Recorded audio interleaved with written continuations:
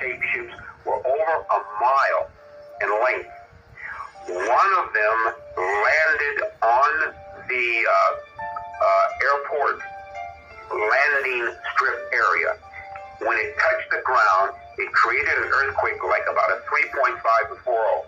It terrified everybody in the area. The back of this craft opened up, and several hundred young men with huge, heavy weapons came out of two sides of the ship and formed a protection line around the ship.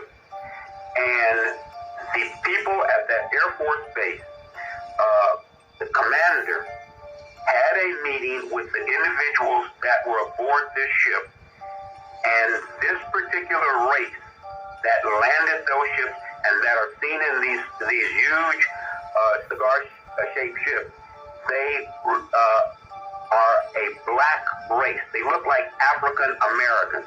They were about 6'4", 6'5".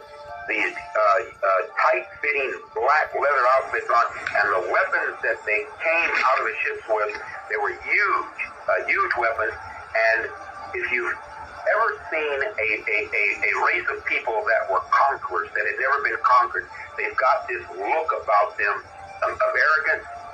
That's exactly what these extraterrestrials had, and they informed these people at this American Air Force base that not only were they from a militaristic society, but they had controlled a large portion of the galaxy that we live in. And this was the statement that Ronald Reagan was making to the United Nations when he said that if all the countries on the planet realized that there was a threat from outer space and from an alien civilization, we would all come together, but he was not allowed to make this statement. What I tell you is true, and the gentleman that you had on before, tell him to look up.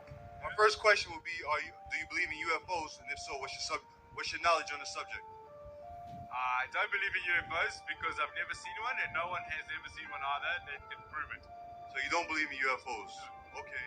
So let me ask you a question. Hypothetically speaking, what if UFOs were to land, right? And what would be more frightening, to see little aliens come out the UFO or to see black men come out the UFOs? Serious question. In our obsession with antagonisms of the moment, we often forget how much unites all the members of humanity. Perhaps we need some outside universal threat to make us recognize this common bound. I occasionally think how quickly our differences worldwide would vanish if we were facing an alien threat from outside this world. And yet, I ask you, is not an alien force already among us? What could be more alien to the universal aspirations of our peoples than war and the threat of war? Shalom. I want to start off by giving all praises, honor, and glory to Yahweh Bahashem, Yahweh Shai Bahashem, Rakah Kodash. All blessings, honor, glory, and power be unto the heavenly